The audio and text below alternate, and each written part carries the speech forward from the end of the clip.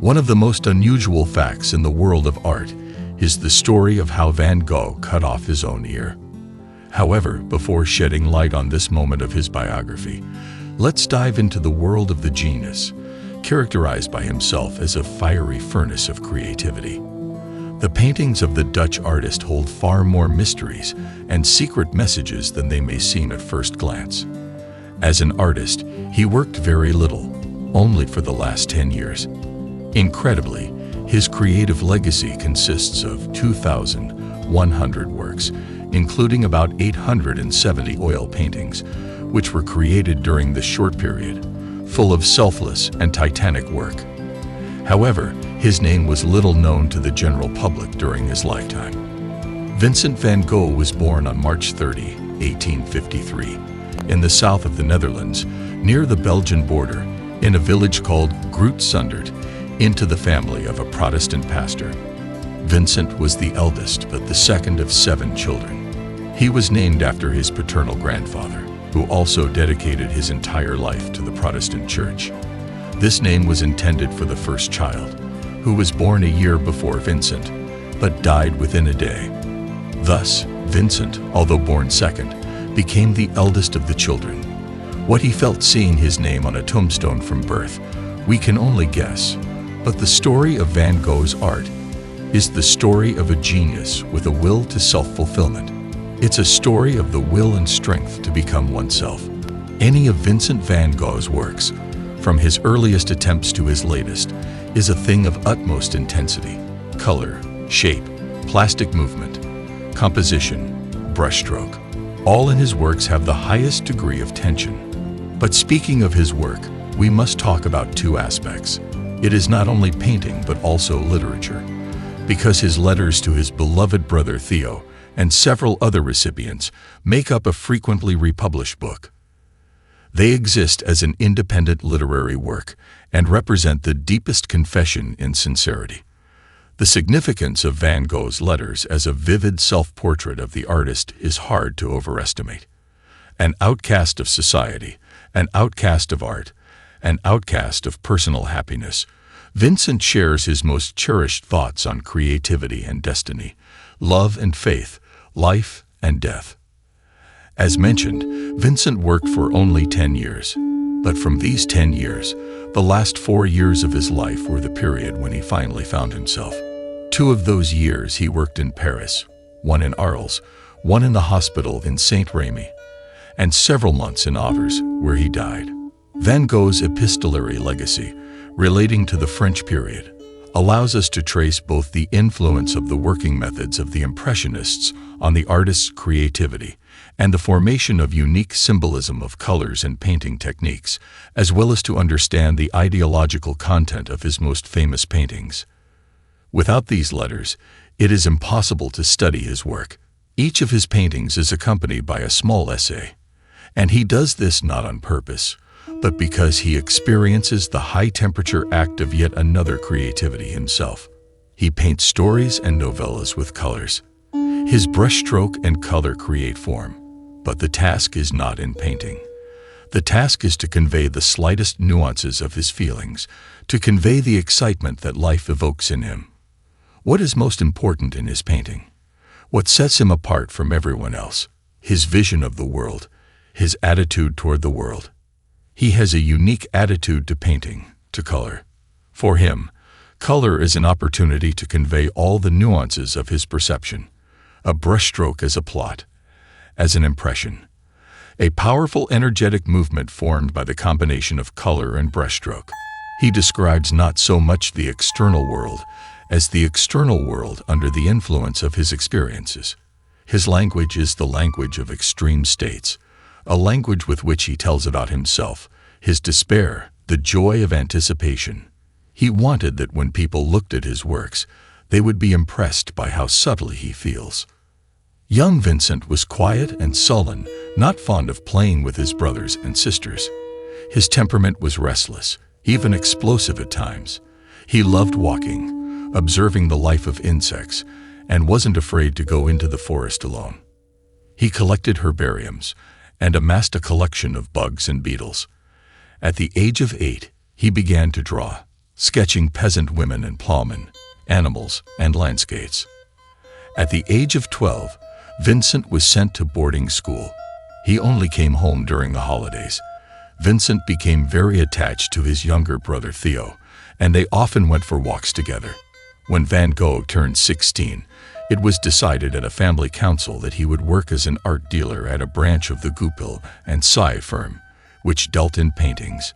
Van Gogh was hardworking, conscientious, and meticulous, an exemplary employee. He knew all the paintings and reproductions, deftly unrolling and rolling canvases. The Goupil firm only took paintings on commission that were highly valued on the market. Young Vincent loved visiting museums and studied the works of great artists. In 1873, the Goupil firm promoted Van Gogh and transferred him to their London branch. In London, Van Gogh was happy. He visited museums, art galleries, and antique shops. But he was struck by unrequited love, and the rejected Vincent sank into hopeless despair, constantly introspecting. The emptiness in the young artist's soul was filled by the church. Everything speaks of the goodness of those who have loved the Lord. Van Gogh wrote and read sermons, translating passages from the Bible. The artist decided to enroll in the theological faculty of the University of Amsterdam. After 15 months of study, he transferred to a missionary school and later received a position as a preacher in the mining town of Vorenage. The mining town looked grim. Gnarled vegetation, thorny bushes, miners blackened with soot descending into the mines, risking their lives. Without work, they faced poverty and hunger. This was the worst period in Van Gogh's life. He tried to live as ascetically, starved and descended into the mines with the workers. A distinctive feature of his work from this period is the dark and gloomy palette, portraying the lives of ordinary peasants. The artist was convinced that the lives of simple people could not be conveyed using light tones. He tried to demand a hospital for the miners from the company that owned the mines and actively participated in strikes. Such scandalous activity did not please the Synodal Committee, and it was decided to relieve Van Gogh of his position. This could have been seen as another blow of fate, but Van Gogh took to drawing. Diligently, he created sketches of the miners' lives one after another. Van Gogh's character had a distinctive trait. He always believed in the best and expected favorable changes. In 1880, Van Gogh enrolled in the Royal Academy of Fine Arts, but he did not study there for long. Later, Van Gogh took lessons from the artist Anton Mauve, who helped him develop his technique. There is one touching detail. Van Gogh held a deep affection for his teacher, but due to his headstrong nature, he would quickly part ways with people if he disagreed with them. However, in 1888, while in Arles, when Vincent learned of his teacher's death, he dedicated his work Peach Blossom to him. This painting is considered the best depiction of a tree among many that Van Gogh created during that period of his artistic career. The masterfully depicted blooming peach tree by Van Gogh heralds the coming spring and symbolizes the awakening of nature. Additionally, the peach in his paintings embodies Van Gogh's attraction to Asian culture, a culture that always fascinated the artist with its symbolism and conventionality. In the depiction of the blooming peach tree, Van Gogh imbues his hopes for a bright future and his expectations. Van Gogh wrote to his brother Theo, "I have been working on a size 20 canvas in the open air, in an orchard, lilac plowland, a reed fence, 2 pink peach trees against a sky of glorious blue and white, probably the best landscape I have done. I had just brought it home when I received from our sister a Dutch notice in memory of Mauve, with his portrait. The portrait, very good. The text, poor and nothing in it, a pretty watercolor. Something, I don't know what, took hold of me and brought a lump to my throat, and I wrote on my picture, Souvenir de Mauve, Vincent Theo. And if you agree, we too will send it, such as it is, to Mrs. Mauve. I chose the best study I've painted here purposely. I don't know what they'll say about it at home, but that does not matter to us. It seemed to me that everything in memory of Mauve must be at once tender and very gay, and not a study in any graver key. Oh, never think the dead are dead. So long as there are men alive, the dead will live, the dead will live. In general, he dedicated many of his works to certain people or events.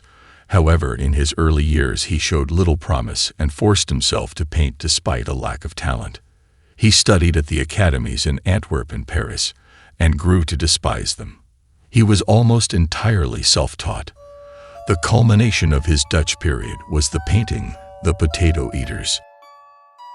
During this time, he read a lot of Dickens and said, "What Dickens does with words, I do with colors."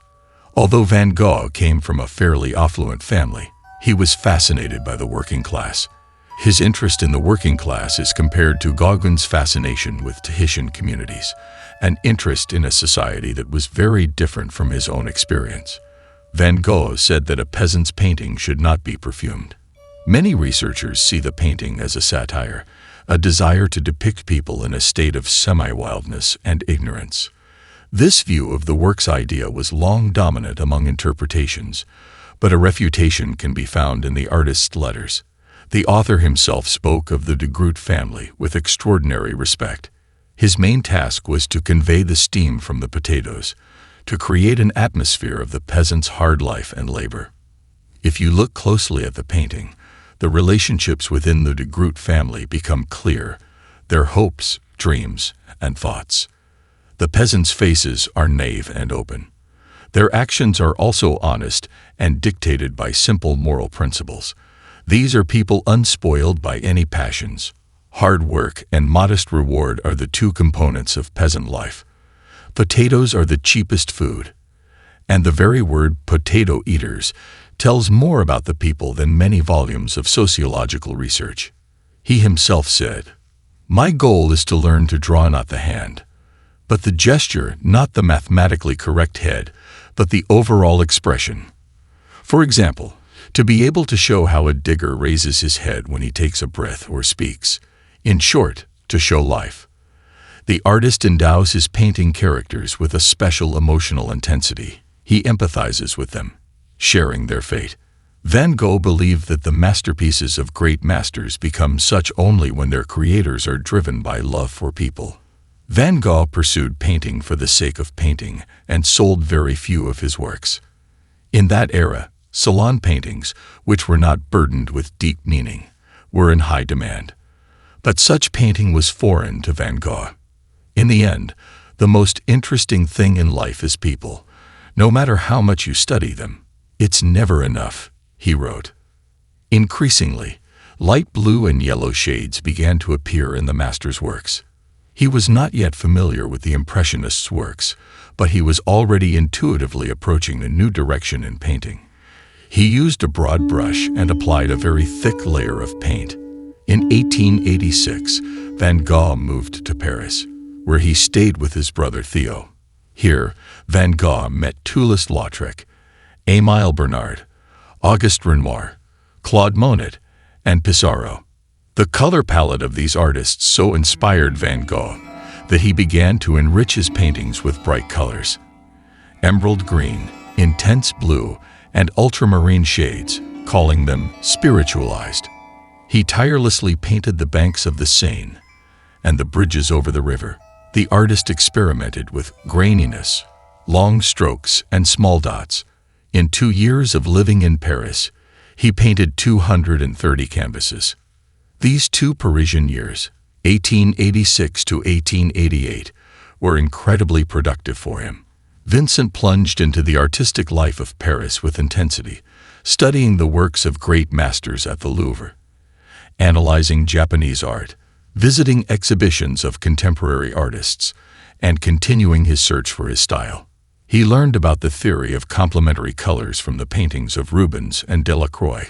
In Paris, he saw a Delacroix fresco and read all the works on color theory by Delacroix. In 1888, Van Gogh left Paris for the south of Provence, to the town of Arles. He was full of grand plans. He set himself the challenging task of painting 1 to 2 paintings, working 16 hours a day, gaining confidence in his mastery. He dreamed of creating the studio of the South here, where he would begin the activities of an artist's brotherhood. The artist was in complete awe of the nature, the color palette of the region, and the depth of its shades. His brother Theo supported the artist by sending money every month, and Van Gogh sent him his paintings. The artist painted on plein air, which resulted in his palette being filled with bright, saturated shades of yellow. My head is full of ideas, so much so that despite the loneliness, I have no time to think and delve into myself. I work like a machine manufacturing paintings. One of the works from this period is The Night Café. In fact, during this time, he painted 2 night cafe scenes, the cafe terrace at night and the cafe interior. Researchers of his work note that despite his dislike for mundane themes, he overcame himself and depicted people sitting on the cafe terrace under the starry sky. In his letters, Vincent wrote a lot about wanting to show the combination of 2 contrasts: the absolute emptiness of the street, silence, lack of communication. A cafe is a place for socializing, yet this is a night, deserted cafe. Golden light floods the tables. The dark blue abyss of the sky. Light and the night sky. The sky holds special importance in his paintings. The sky is an endless mystery.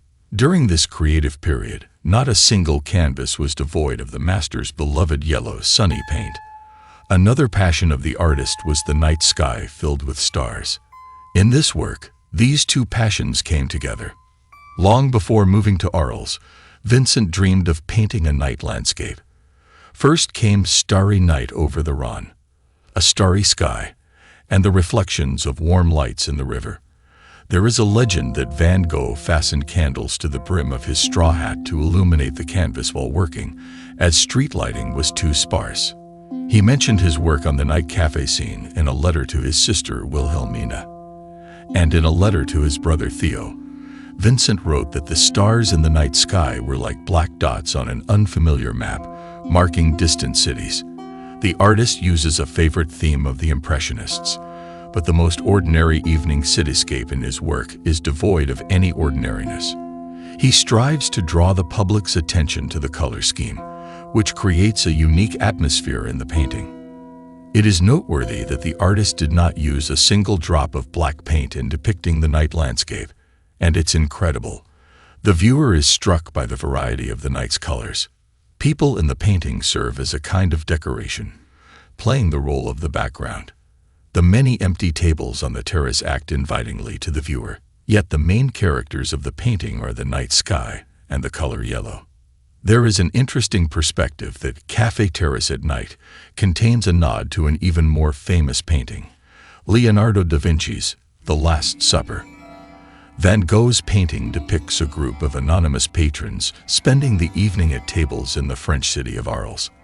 At first glance, there seems to be little in common. However, according to independent researcher Jared Baxter, the people in the painting might not be so anonymous after all. Baxter believes that Van Gogh subtly inserted The Last Supper by Da Vinci, or at least the genre of the Last Supper paintings, into his Cafe Terrace at Night. It should be noted that such religious hints would not be too unusual for Van Gogh. Before dedicating himself to painting, the famous artist wanted to preach the gospel everywhere, and his father, Theodorus van Gogh, was a pastor in the Dutch Reformed Church. Vincent's uncle was a well-known Dutch theologian and biblical scholar and supported his nephew's efforts to become a preacher, despite multiple failures. While working on Cafe Terrace at Night, Van Gogh wrote to his brother Theo, "I have a terrible need. Shall I say the word? Religion." In support of his theory, Baxter points to differences between the final version of the painting and the preliminary sketches. The researcher is convinced that the artist deliberately included some potentially religious elements in the painting. In the initial drawing, there is a typical half-filled cafe in Arles at night. For the final version, Van Gogh changed the number of patrons to 12, equal to the number of apostles. Also in the final work, a dark figure can be seen exiting through the doorway. This is likely Judas. On the chest of the central long-haired figure, dressed in something resembling a white tunic, a cross appears in the final version. To see it, one must zoom in significantly. Vincent himself left no notes or hints, but critics have closely examined the work and identified several similarities. So, what elements in the painting support this theory? Firstly, the number of cafe patrons equals the number of characters in the Last Supper, Christ with 12 apostles, including Judas. In the center is a long-haired waiter in white clothing, reminiscent of Christ. Around him are 12 cafe patrons, matching the number of apostles, with one standing in the doorway. His figure is shadowed, unlike the illuminated figure of Christ, suggesting it is Judas. Secondly, directly behind the waiter, who serves as a representation of Christ, is a window frame in the shape of a Christian cross. Thirdly, the motif used references the artist's own biography. It's likely that unfulfilled desires to be closer to God manifested in the artist's painting as a hidden biblical motive. Fourthly, as is known, the Last Supper motif is associated with the Eucharist, the blessing and consumption of bread and wine. Christ offers food to his apostles, just as the waiter serves food to his patrons. Lastly, the central figure of the waiter, Christ, is illuminated by a bright glow from a lantern hanging directly above his head. Indeed, all these evidential arguments provide a basis for the inclusion of the biblical motif of the Last Supper in Vincent van Gogh's painting. Thus, if Baxter and others are correct, it can be said that Van Gogh followed an established tradition among Dutch artists, who often complemented their works with secondary meanings. And of course, this tradition was not foreign to Leonardo da Vinci himself. Stay tuned to my channel for an upcoming episode about Leonardo, the enigmatic artist of the Renaissance. The hypothesis about codes and messages hidden in the Last Supper has spawned countless scholarly articles. Of course, these religious symbols may be unintentional. Nevertheless, Deborah Silverman, a professor at the University of California, Los Angeles, noted in her book Van Gogh and Gauguin, The Search for Sacred Art, that by 1888, Van Gogh's art had evolved into a symbolic project that can be called sacred realism. Additionally, Japanese art historian Tsukasa Kodera published several books in the 1990s about Van Gogh's use of mythology and Christianity, arguing that in paintings such as The Sower from 1888, Van Gogh turned the sun into a halo.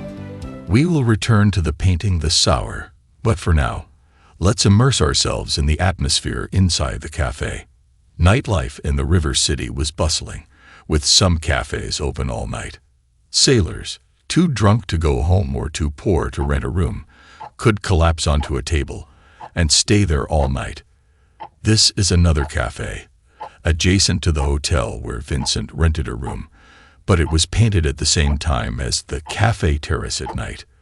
The painting depicts a station cafe located at Place Lamartine and managed by Joseph Michael Genouve and his wife Marie. Vincent had a good relationship with the owners, but in a playful excerpt from a letter to his brother Theo, Van Gogh writes that Genouve took so much money that it was time to get back at him by painting the place. About 2/3 of the canvas is occupied by yellow-green floorboards, with a billiard table sharply rising in the center. The cafe regulars sit gloomily, slumped over the tables, except for the solitary figure of the cafe owner, standing by the billiard table and staring intently at the viewer. His thumbs are tucked into his pockets, and his posture reveals a benign man. He does not judge others. Incidentally, there is a portrait of the man, which also depicts the same Genouve, but without green hair. In the night cafe, objects and surroundings become members of the cast. Everything points to the remnants of good times: wine glasses, bottles, and the billiard table. But it doesn't look like a festive place, more like a quiet and slightly dreary one. Although the room is lit by lamps, the atmosphere here is entirely different compared to other nighttime works by Van Gogh, such as Café Terrace at night. While the former work possesses the warm character typical of nighttime establishments, the night cafe is enveloped in a gloomy, almost sinister atmosphere. The painting's narrowing perspective swiftly draws the viewer along the converging diagonals of the floorboards and billiard table to a mysterious curtained doorway. The fact that the perspective is slightly tilted also gives the painting an eerie, nightmarish feeling, comparable to a sense of dizziness or drunkenness. Though yellow permeates both Café Terrace at night and the night cafe, it is used differently. In Café Terrace at night, yellow creates a warm glow and cozy atmosphere, while in the night cafe, it conveys the effect of harsh artificial lighting. In both paintings, yellow is used to highlight the darkness and nighttime, but in entirely different ways. The clash of red and green is another striking motif in the night cafe. In correspondence with Theo, Van Gogh quoted a passage from Delacroix: "When complementary colors are executed with equal strength, that is, with equal brightness, their juxtaposition intensifies each color to such a strong degree that the human eye can hardly bear it." This may have influenced his decision to use such an oppressive combination of red and green in the night cafe, ensuring that it would be a work of art that confounds and astonishes viewers many years after his death. In one of the letters, Vincent describes this painting: "I have tried to express the terrible passions of humanity by means of red and green. The room is blood red and dark yellow with a green billiard table in the middle. There are 4 lemon yellow lamps with a glow of orange and green. Everywhere there is a clash and contrast of the most alien reds and greens, in the figures of little sleeping hooligans, in the empty dreary room, in violet and blue, the blood red and the yellow green of the billiard table, for instance, contrast with the soft tender Louis XV green of the counter, on which there is a rose nosegay.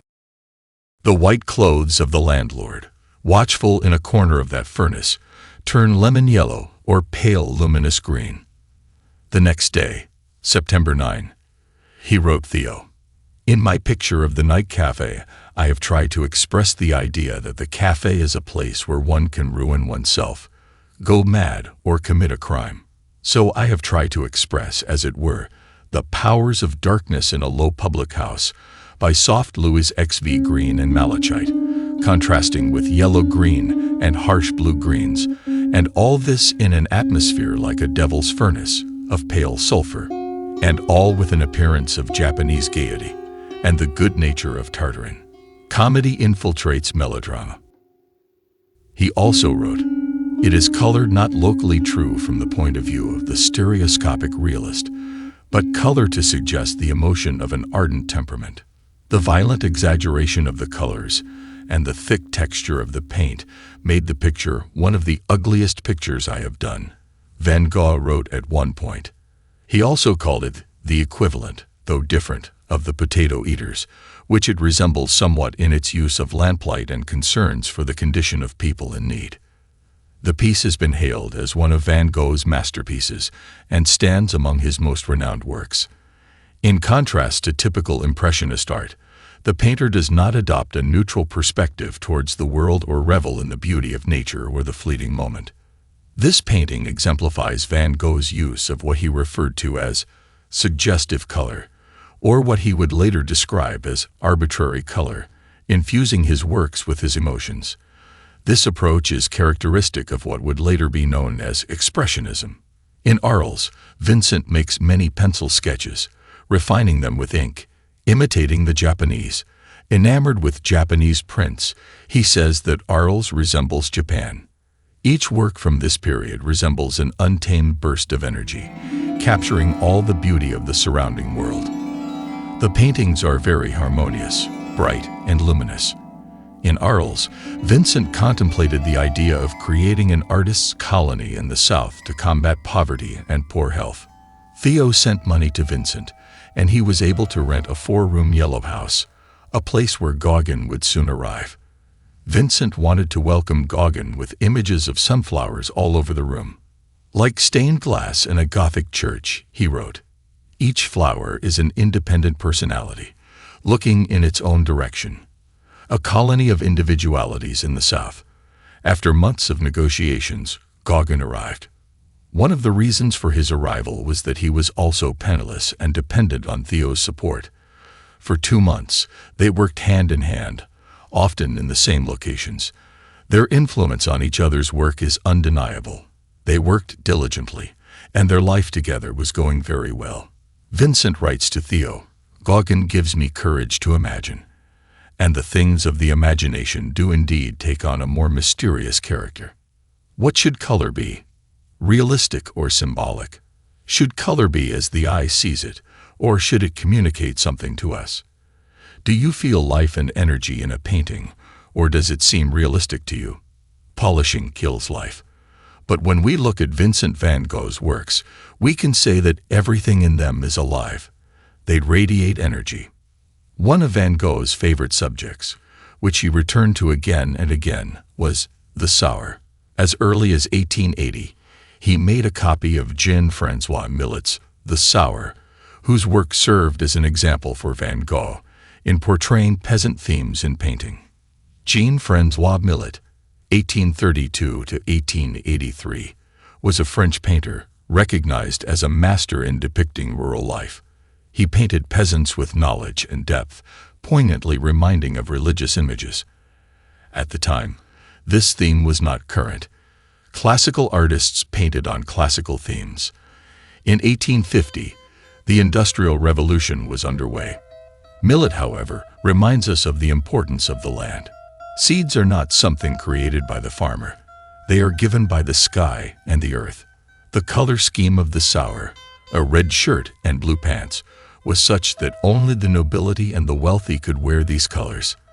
Mary was often depicted in red and blue garments during the Renaissance because she was considered noble in the eyes of God.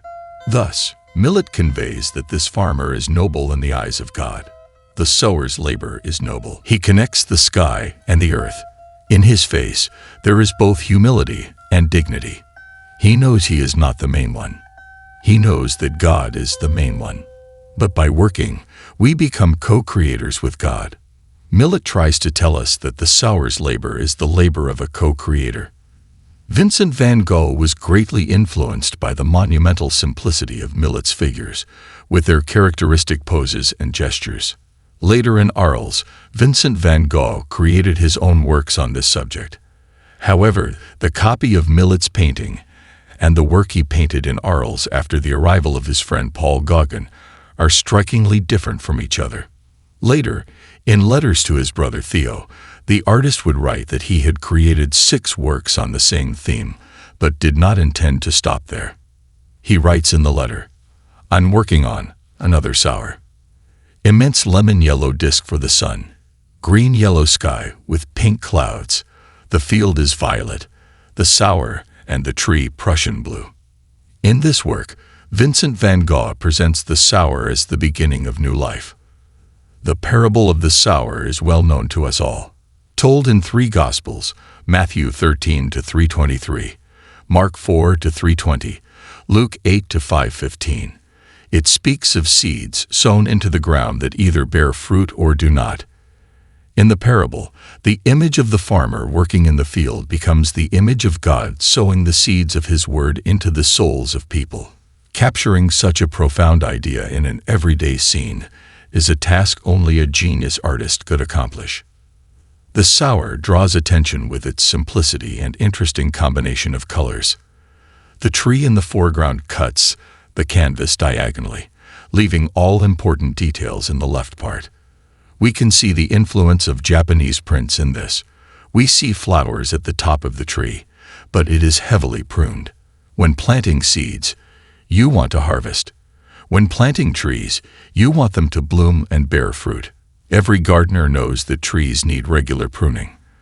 God's Word should also bear fruit in everyone: love, compassion, forgiveness. But for this to grow within us, we need strong pruning. Now let's look at the sun. Its size, its position. It shines directly on the sower's head. It seems that the large disk of the sun symbolizes a halo over his head. The sun completely changes the color of both the sky and the earth. The sun changes the entire landscape. The use of different paints and brush strokes directed in perspective created a unique effect of certain dynamics. Tension is also created by the diagonal. The entire composition is focused on one important detail: the seeds falling from the farmer's hands. They are painted with large strokes, and we can see how they fall directly into the ground from his hands. What I am working on now should find its continuation not immediately and not now, but surely there will be some who also believe in everything that is true. And what do individual personalities mean? I feel it so strongly that I am even inclined to equate the whole history of humanity with the history of bread. If you do not sow in the ground, then what is there to thresh? In a letter to his friend, Émile Bernard, Van Gogh calls the sheaves and the sour symbols of the infinity of life, showing the repeatability of the process of growth, harvesting of plants, and flowering. The sour, therefore, symbolizes life. Later, Van Gogh would work on the image of the reaper, in which he saw the symbol of death. He wrote in his letters, "In the sense that man is a grain that the reaper harvests. That is, you see, it is the opposite of the sour, which I tried to paint earlier." These two sours, painted 8 years apart, show us the journey Van Gogh made in this short time. It is the path not only of an artist, but also of a thinker and storyteller. The blazing sun scorches the earth. The figure of the sour, a person almost without a face, is a mythological fertilizing force of the planet. The painting feels literally apocalyptic tension. To the sour with indistinct facial features, Vincent calls us to add our own traits because each of us has a calling, because we must be the meaning our society needs. Behind and ahead of the sour remains free space. The road he walks on has neither a beginning nor an end. Perhaps it stretches from the creation of the world to the end of times. The seed sown into the earth opens a new life cycle and inspires hope. And while waiting for the sprouts, we have only to cultivate our field and follow our calling. Van Gogh leaves the obvious unclear but exaggerates the main thing. But let's return to the relationship between Gauguin and Van Gogh. They were completely opposite in character. Van Gogh's enthusiasm for Gauguin's arrival was soon replaced by disappointment. Van Gogh writes to Theo, "The arguments are like a terrible electricity. Sometimes they emerge from their discussions with their heads as flat as a discharged battery." The disputes between the artists flared up constantly, and their relationship endured much, but no one could predict what would happen after their quarrel that led Gauguin to flee to a hotel. At 11:30 p.m. on December 23, 1888, Vincent went to his favorite brothel and gave a familiar prostitute a piece of his left ear, which he had cut off with a razor and wrapped in a newspaper. He was taken to the hospital only the next day after being found lying in bed almost dead. Writer Martin Bailey, an expert on Van Gogh's work, revealed documents confirming that on the evening the artist lost his ear, he received a letter from Theo with news of his engagement. The next morning, Van Gogh was found unconscious in a bloodied bed and placed in a hospital with a diagnosis of acute mania with general madness. He had the first of many seizures, possibly epilepsy, that haunted him until the end of his days. It was Christmas. Gauguin summoned Theo from Paris. Theo wrote to his fiancée that there was little hope, and resigning himself to the worst, left Vincent in the hospital, while Gauguin returned to Paris with Theo, and Van Gogh and Gauguin never saw each other again. But Vincent recovered. He had both bad and good times. Between seizures, he continued to create with unwavering clarity of vision. Doctors allowed Van Gogh to work in the studio. However, local townspeople wrote a petition to the mayor requesting to rid the city of the red-headed madman, and Van Gogh was placed in a ward for the violent, and the house with his paintings was sealed. In 1889, Theo moved his brother to a mental hospital in St. Paul de Mausole in St. Remy for treatment. The artist was allowed to go out with an easel into the park and later beyond the hospital grounds, but under staff supervision. It was a progressive hospital for its time. The founder believed that being in nature had a beneficial effect on patients and laid out extensive gardens. He also believed in the healing power of art and music. Vincent's brother, Theo, who paid for the treatment, arranged for the artist to be allocated a studio for creativity, and Vincent created masterpieces despite his illness. In between seizures, Van Gogh continued to paint. The main types of canvases during this period of life became still lifes and landscapes, characterized by incredible nervous tension and dynamism. Over 12 months, he created about 200 paintings, continuing to evolve in his works, where his recognizable style of expressive thick swirling brushstrokes was vividly manifested. The famous Irises was the first masterpiece in the hospital. Almost the entire canvas is occupied by irises, emphasizing the decorative nature of the painting. Each iris is unique and unlike the others. In addition to this painting, the artist twice painted lush bouquets of irises in a vase. When working on still life with irises, Van Gogh applied the paint so thickly that it took about a month for the painting to dry properly. During the same period, Starry Night was painted, executed in a graphic style. In the upper part of the painting, the night sky with 11 stars is depicted. A mountain range divides the painting into two parts, the lower static, village, and the upper dynamic. Stars painted in a graphic style literally pulsate. Cypress trees serve as a connecting element. The dynamism of the composition is enhanced by an expressive swirl in the center of the canvas. Here again, the influence of Japanese prints can be traced. Critics often draw parallels with Hokuse's The Great Wave, not only in composition, but also in the intensity of the blue colors. Pure colors, dark outlines, lack of shadows, distorted perspective. All this is the influence of Japanese prints. In reality, the cypresses were much smaller. Van Gogh preferred to work from nature, but Gauguin tried to persuade him to paint from imagination. Vincent resisted, but in the asylum, it became a necessity.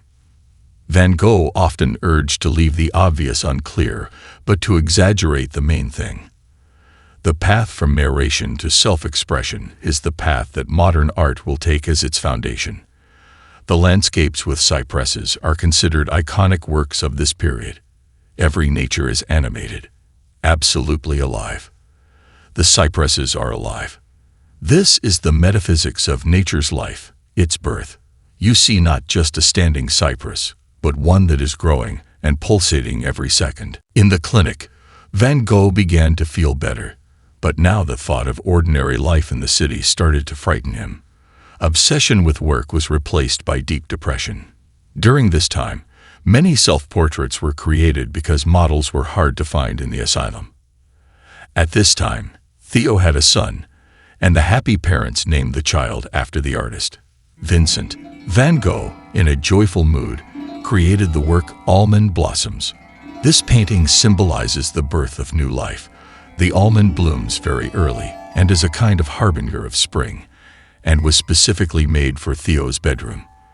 The white buds were originally pink but faded over time due to exposure to light. Van Gogh moved to the town of Auvers to be under the care of Dr. Paul Gachet, who monitored the artist's condition. Here, Van Gogh began to work energetically, blossoming chestnut, green wheat fields, and several portraits of Dr. Gachet. This happiness was short-lived as the artist's brother, Theo, fell seriously ill. Van Gogh was devastated, and a sense of hopelessness settled in him. His art reflects this final period of his life. Black stormy skies, deserted buildings. One of the works is The Church at Auvers. Unlike the Impressionists, Van Gogh did not strive to convey the play of light on the cathedral or emphasize the Gothic beauty of the church. He infuses the canvas with emotional power through dynamic brushstrokes and the distorted shape of the building. In the late days of July 1890, Van Gogh painted his famous canvas, Wheatfield with Crows. On July 27, while out for a walk with painting materials, the artist shot himself in the chest with a revolver. According to another version, a rifle he had bought to scare away bird flocks during plane air work, but the bullet went lower. Because of this, he managed to return to his hotel room on his own. The hotel owner called a doctor who examined the wound and informed Theo, who arrived the next day, and spent all the time with Vincent until his death 29 hours after the injury from blood loss, at 1:30 a.m. on July 29, 1890.